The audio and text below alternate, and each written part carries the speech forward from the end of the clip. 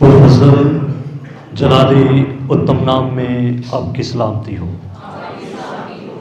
अच्छा है जब कोई खुदा का खादिम कहे आपकी सलामती हो तो आमीन कहा कीजिए। आपकी सलामती हो।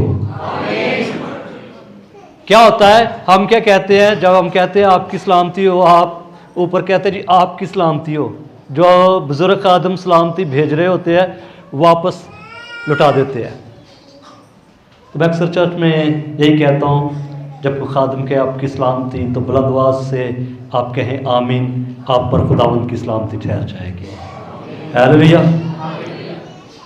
तो अभी पास्टर महमूद बहुत सारी गवाहियाँ अच्छी अच्छी सुना रहे थे और खुदा की खादिम गुजरा शहर के लिए वाकई ही बरकत का बायस, पासबानों के लिए बरकत का बायस, कलीसियाओं के लिए बरकत का बायस ठहरे। अभी पिछले प्रोग्राम के अंदर ही खुदा के खादिम ने कलाम को जब सुनाया, बीमारों के लिए दुआ की, खादिमों के लिए नबूवती पैगाम हुए। तो मेरा भतीजा है मुबशर एडवन, खुदा ने उसकी जिंदगी के अंदर गहरा काम किया और उसने कहा जी मैं एक ऐलान करना चाहता हूं।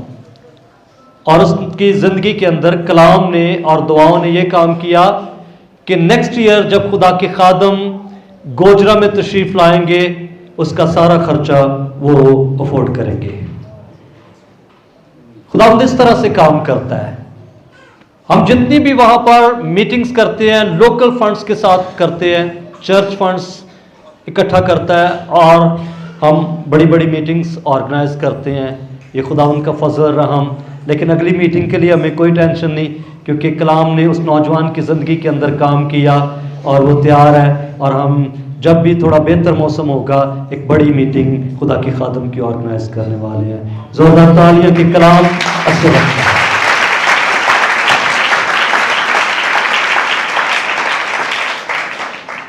दूसरी बात, जब हम बुजुर्ग कहते हैं तो अक्सर हमारा ख्याल जाता है कि शायद जिसके सर के बाल सफेद है उसकी बाबत बात हो रही है। बाइबल मुकद्दस में लिखा है अगर तुम में कोई बीमार है तो बुजुर्गों को बुलाए। किन बुजुर्गों की बात हो रही है? खुदा के खादिमों की, चुने हुए लोगों की, मसशुदा लोगों की बात हो रही है। उनकी बाबत कहा जा रहा है कि वो बुजुर्ग है कलीसिया के। आमीन। आइए मेरे साथ जिनके पास किताब मुकद्दस है, नए अहदनामा में से खोलेंगे मत्ती रसूल की मार्फत लिखा गया अंजीली बयान, उसका 15वां चैप्टर।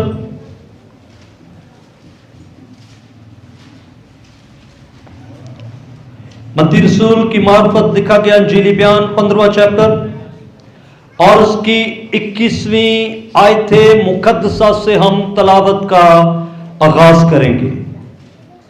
बाइबल मुकद्दस में यह लिखा है, फिर यीशु वहां से निकलकर सूर और सैदा के इलाका को रवाना हुआ और देखो एक कैनानी औरत उन सरहदों से निकली और पुकार कर कहने लगी, ए खुदावंद इब्ने दाऊद मुझ पर रहम कर। एक बदरू मेरी बेटी को बहुत सताती है। मगर उसने उसे कुछ जवाब ना दिया और उसके शागिर्दों ने पास आकर उससे ये अर्ज की कि इसे रुखसत कर दे, क्योंकि वो हमारे पीछे चलाती है। उसने जवाब में कहा, मैं इस्राएल के घराने की खोई हुई भेड़ों के सिवा और किसी के पास नहीं भेजा गया।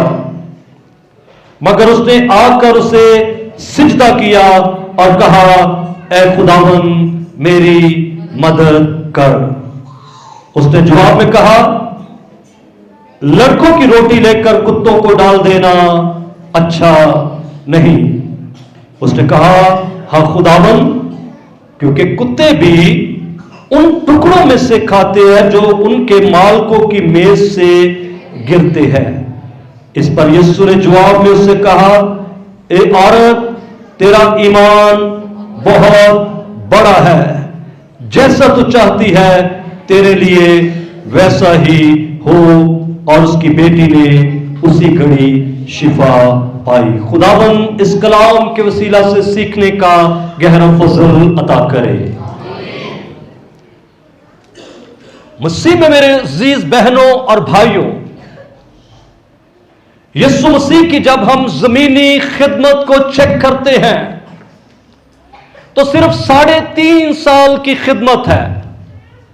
और उस 3.5 साल की खिदमत का असर यह, फकी और फरीसी हैरान, गैर कौम के लोग हैरान, हर एक शख्स मसीह की जिंदगी से हैरान हो जाता है। वजह मसीह की कुदरत, मसीह की तालीम, मसीह के बड़े काम, मसीह के मोजे, मसीह का मुर्दों को जिंदा करना, अंधों को आंखें देना। हर कोई शख्स हैरान है और मसीह के पीछे उसकी कुदरत, उससे मोजों को देखने के लिए पीछे पीछे रहता है। लेकिन जिस मसीह ने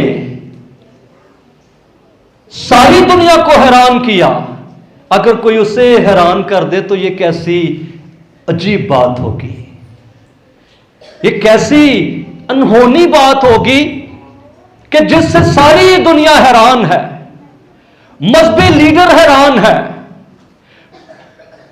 बीमार हैरान है, मुर्दे जिंदगी पा गए उसके वसीला से। अगर कोई उसे हैरान कर दे तो यह कितनी पावरफुल गवाही होगी। मसीह ने सारी दुनिया को हैरान किया। अगर मसीह को किसी ने हैरान किया है तो वो ईमान वाले लोगों ने है। Hallelujah, hallelujah. जिसके अंदर ईमान है, मसीह उसकी जिंदगी से हैरान हो जाता है। आज इस औरत की जिंदगी से भी मसीह हैरान हो गया और क्या ऐलान करता है? तेरा ईमान बड़ा है। मेरे साथ रहिए, तेरा ईमान, तेरा ईमान। आज हम सीखेंगे भी बड़ा ईमान। क्या सीखेंगे? क्या सीखेंगे? ऊपर वाले भी बोल सकते हैं, क्या सीखेंगे? बड़ा ईमान। बाइबल मुकद्दस के अंदर लिखा है, बगैर ईमान के खुदावंद को पसंद आना नामुमकिन है। खुदावंद के पास आने वालों को ईमान रखना चाहिए।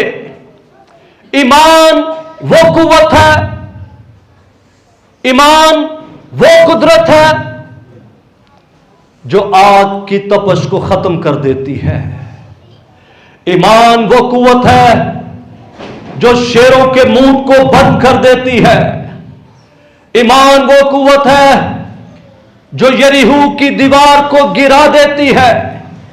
ईमान वो कुव्वत है कि जिसके बारे में लिखा है, अगर तू ईमान रखेगी तो खुदा की कुदरत को देखेगी। आज आप लोगों के लिए भी खूबसूरत बात कि अगर आप ईमान रखेंगे तो आप खुदा की कुदरत को रिसीव भी करेंगे और खुदा की कुदरत को देखेंगे भी। बाइबल मुकद्दस के अंदर जो हवाला हमने पढ़ा, पहली बात लिखा है वो कैनानी औरत थी और उन सरहदों से निकली। अगर हम मरकस की इंजील को पढ़े तो वहां पर लिखा है वो यूनानी थी।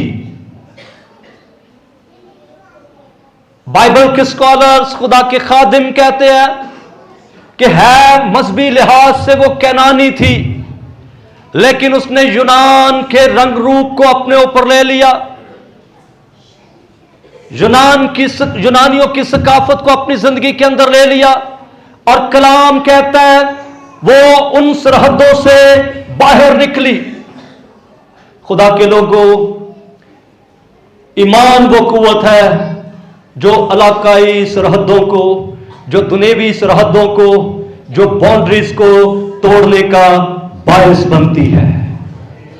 वो तो फिजिकली सरहद के अंदर थी और उसका ईमान उसको तोड़ने का बायस हुआ। आज बहुत सारे स्पिरिचुअल रैलम के अंदर कई बाउंड्रीज के अंदर होते हैं। अपनी शिफा के तल्लक से ही कई बाउंड्रीज अपने चुगिर्द बना लेते हैं। अगर हम बाइबल मुकद्दस में नमान कोड़ी को देखें, वो एक बाउंड्री अपने चुगिर्द बना के आया कि खुदा का खादिम बाहर निकलेगा, मेरे सर पर हाथ रखेगा तो मैं शिफा पा जाऊंगा। बहुत सारे लोग अपनी शिफा के लिए अपने घर से अपने लिए क्राइटेरिया सेट करके आते हैं कि मैं खादिम से हाथ रखवा कर दुआ करूंगा। लेकिन अगर अपनी बाउंड्रीज को अगर हम तोड़ देते हैं, अपनी सरहदों को तोड़ देते हैं, तो हमारा खुदा वो है जो बगैर दुआ के सिर्फ कलाम ही नाज़िल हो तो शिफा देने की कुदरत रखता है, क्योंकि लिखा है वो अपने कलाम को नाज़िल करके कौमों को शिफा देता है। इस औरत के ईमान ने इसको पुशअप किया कि उन सरहदों से बाहर निकले। हमने अपनी शिफा के लिए कई बाउंड्रीज लगा लेते हैं। कभी कभी सोचते हैं घर से सर पे खादिम हाथ रखेगा तो शिफा मिलेगी। पानी, ऑयल, मैं नहीं ये कहता कि ये बुरी चीजें हैं, लेकिन जब खुदावन के पास आए तो हर तरह की बाउंड्रीज को तोड़ के आया कीजिए कि खुदा किसी भी तरीके से शिफा दे सकता है। अगर कोई यीशु को छुए तो शिफा निकलती है, अगर यीशु किसी को छुए तो तब भी शिफा निकलती है, यीशु के कहने से भी शिफा निकलती है और कलाम के नाज़िल होने से भी शिफा जारी होती है। तो पहली बात, उसके बड़े ईमान की कुव्वत ने उसे मजबूर कर दिया कि वो अपनी सरहदों से बाहर निकले। आमीन। और दूसरी बात, वो दुआ कर रही है, पुकार रही है, ऐ इब्ने दाऊद मुझ पर रहम कर। क्या कहती है इब्ने दाऊद मुझ पर? ऐ इब्ने दाऊद मुझ पर। एक बदरू मेरी बेटी को सताती है। अब काबिले गौर नुक्ता, प्रॉब्लम इस औरत की नहीं है, प्रॉब्लम किसकी है? उसकी। मेरे साथ रहिए, प्रॉब्लम किसकी है? उसकी। हमारी जिम्मेदारी क्या है? अपने बच्चों को मसीह के पास लाएं। किस लिए? नजात के लिए, शिफा के लिए, बरकत के लिए, बहाली के लिए, रिहाई के लिए, उनकी ब्लेसिंग के लिए। प्रॉब्लम इस औरत की नहीं, उसकी बेटी की है।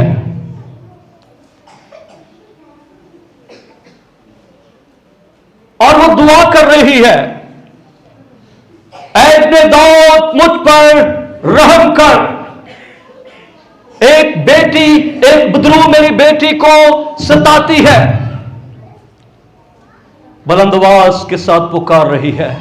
ज़बूर 81 के अंदर लिखा है, तू अपने मुंह को खूब खोल तो मैं उसे भर दूंगा। जब आप अपना मुंह खोलते हैं, खुदा शिफा के लिए शुक्रगुजारी से भर देता है।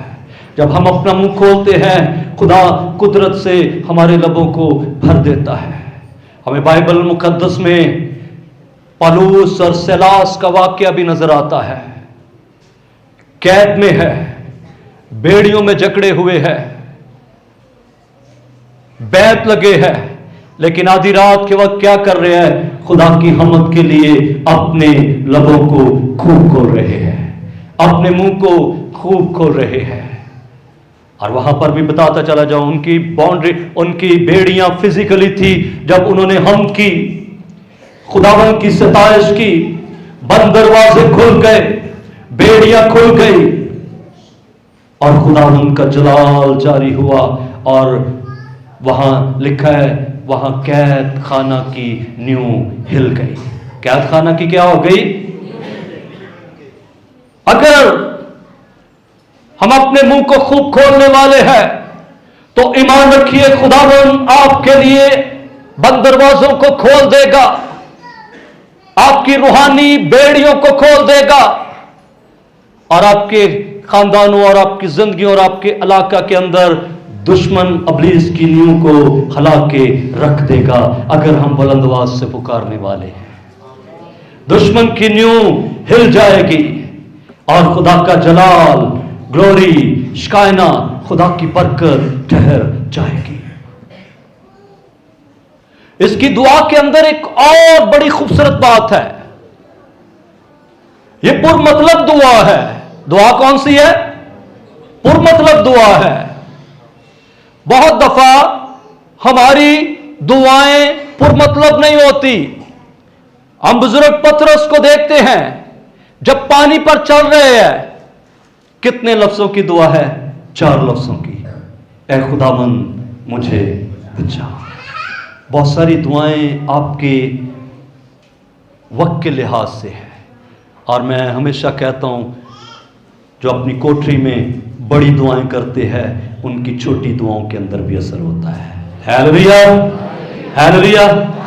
छोटी दुआओं के अंदर उनके असर होता है जो अपनी कोठरी में घुटनों के बल हो जाते हैं, खुदावंद के साथ वक्त गुजारते हैं। अब इस औरत ने पुकारा, जिनकी जिंदगी के अंदर ईमान होता है, जिनकी जिंदगी के अंदर शिफा पाने के लायक ईमान होता है, यीशु मसीह उनके ईमान को टेस्ट भी करता है, उनके ईमान का इम्तिहान भी लेता है। अब ये औरत दुआ मांग रही है, लेकिन यीशु मसीह खामोश है। यीशु मसीह क्या है? अरे खुदा के लोगों,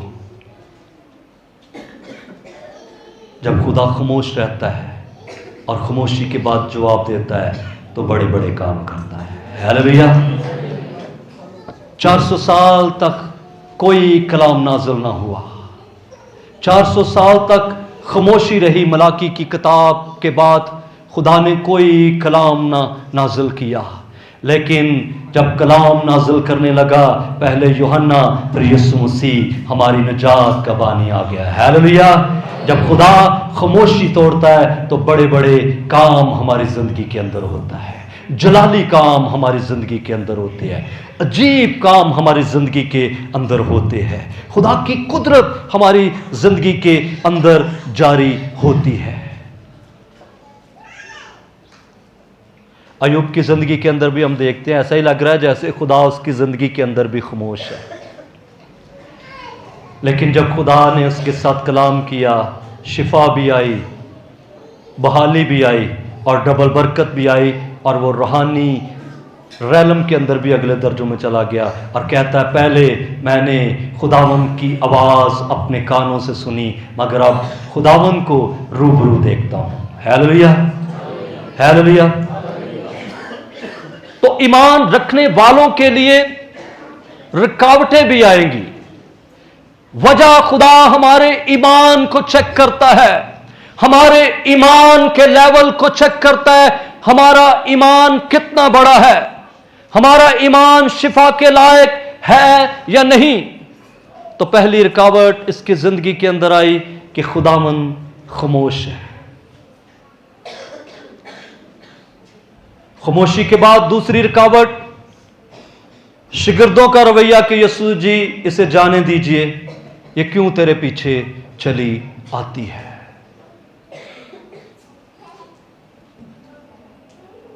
अब बाइबल मुकद्दस में बहुत सारे और खुदा के लोगों की जिंदगियों के अंदर भी देखेंगे, जहां ईमान है वहां रुकावटें भी होंगी। उसकी वजह क्या? खुदा हमारे ईमान को चेक कर रहा है, हमारे ईमान के लेवल को देख रहा है कि कितना ईमान हमारी जिंदगी क्या है। क्योंकि हम जब ईमान ही के लिए देखते हैं तो कई रैलम नजर आते हैं। यीशु मसीह एक दिन नासरत के अंदर गया, उथे दे लोगों का कम इतकादी देख के यीशु मसीह ने मोजे नहीं कीते, क्योंकि ईमान के भी लेवल्स हैं। और इस औरत के ईमान के बारे में यीशु तारीफ करता है, तेरा ईमान बड़ा है। फिर शागिर्दों के बाद एक और रुकावट यीशु मसीह ने उसके सामने यह बात रखती कि मैं सिर्फ इस्राएल की खोई हुई भेड़ों को तलाश करने के लिए आया हूं। अब यह बड़ी रुकावट कि जिसके पास हम शिफा के लिए आए, अगर वो ये कह दे कि मैं सिर्फ इस्राएल की खोई हुई भेड़ों को तलाश करने के लिए आया हूं, शायद इस औरत की जगह हम में से कोई हो शिकवे करता, शिकायत करता, नेगेटिव सोचना शुरू कर देता, नेगेटिव अपने बारे में रखता। लेकिन इस औरत की बड़ी खूबी, गिव अप नहीं किया इसने। इसने हिम्मत नहीं हारी, ये बढ़ती गई है। जैसे जैसे स्टेजेस आती गई, ये वैसे वैसे ही उनको क्रॉस करके बढ़ती गई है। और तीसरी रुकावट के बाद औरत का रवैया क्या है? कलाम के अंदर लिखा है उसने सिजदा करना शुरू कर दिया, यानी उसने खुदा की हम करना शुरू कर दी, उसने खुदावन की प्रस्तुत शुरू कर दी, उसने खुदावन के हुजूर अपना दिल अंडेलना शुरू कर दिया। वजह क्या है? अपनी बेटी की शिफा के लिए।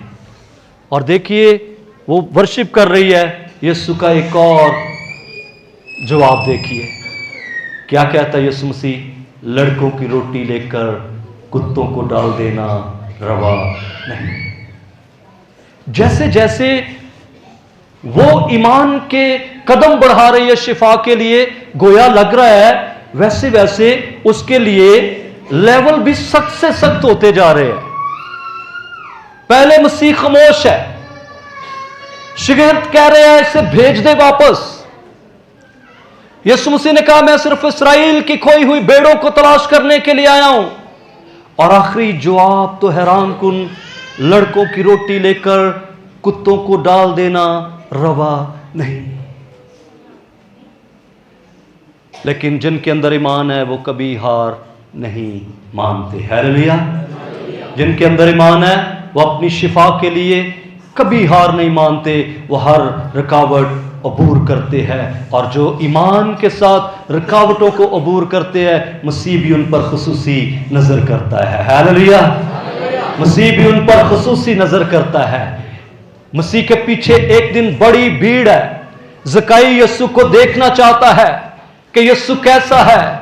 उसका कद छोटा है, उसका कद उसके लिए रुकावट है, लेकिन उसने रुकावट को अबूर किया, एक दरख्त पर चढ़ गया और यीशु भीड़ को छोड़कर ज़काई पर खुसूसी नजर करता है और क्या कहता है? आज मुझे तेरे घर में रहना जरूर है। जो रुकावटों को अबूर करते हैं, मसीह उन पर खुसूसी नजर करता है। मसीह भीड़ को छोड़कर उस एक पर निगाहें लगा लेता है। हालेलुया। उस 12 साल की बीमार औरत को देखिए, हर तरह की रुकावटों को अबूर करके आई। मसीह ने भीड़ को छोड़कर उसकी तरफ अपनी निगाहें लगा ली। उस अंधे को देखिए जिसको शागिर्द रोक रहे हैं कि मत चला, खामोश कर जा, वो और चलाने लगा। मसीह ने उस पर खुसूसी नजर कर दी। आज भी जो लोग रुकावटों को अबूर करके खुदा की हुजूरी में आते हैं, मसीह उन पर खुसूसी नजर करता है और उनकी जिंदगी के अंदर निजात, शिफा, बरकत और बहाली का काम करता है।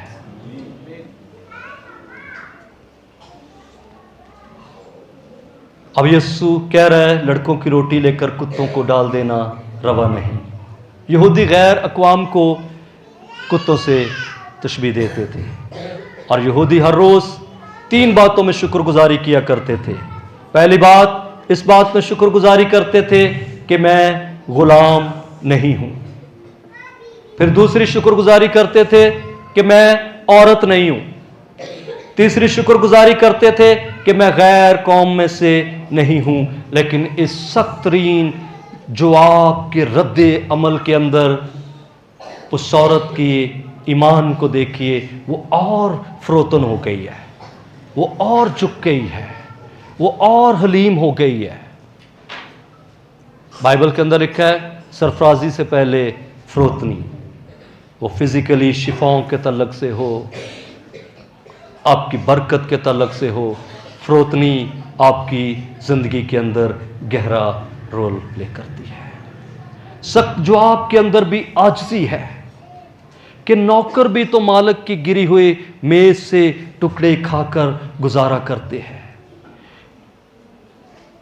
इस जवाब को सुनकर मसीह ने कहा है तेरा ईमान बड़ा है। हालेलुया। क्या कहा? तेरा ईमान, तेरा ईमान, और क्या कहा? तेरे ईमान के मुताबिक हो जाए।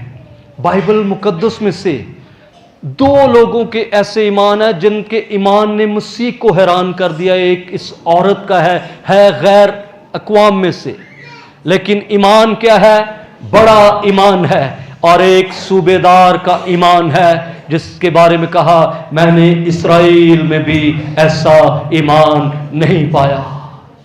खुदा के लोगों, आज आप में से जितने बीमार आए, आपके ईमान का रैलम क्या है?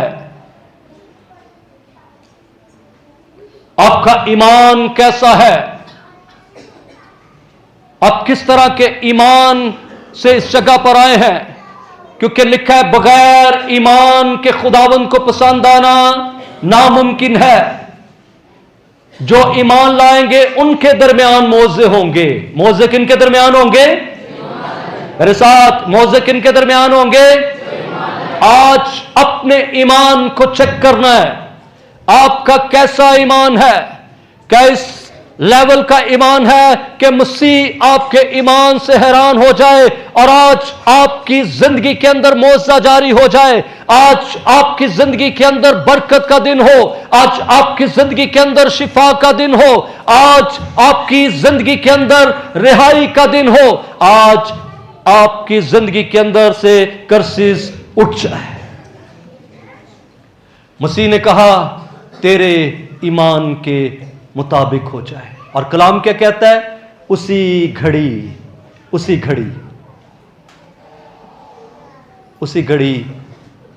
उसकी बेटी शिफा पा गई। अब ईमान मां का है, शिफा कौन पा गई है? बेटी। यहां पर आखिरी बात मैं खुदा के लोगों आपके सामने बताकर इस पैगाम को बंद करूंगा। हमें मरियम और मर्था का जिक्र मिलता है। उनका भाई मर गया। यीशु 4 दिन के बाद उनके घर में आया और यह खानदान यीशु मसीह से बहुत जबरदस्त मोहब्बत रखता था। यह खानदान मसीह से बड़ी मोहब्बत रखता था। कभी कभी हम मसीह से, खुदा के खादमों से, खुदावन से मोहब्बत बड़ी रखते हैं, लेकिन वो मोहब्बत ईमान से खाली होती है या ईमान का लेवल कम होता है। मर्था की जिंदगी को हम देखते हैं।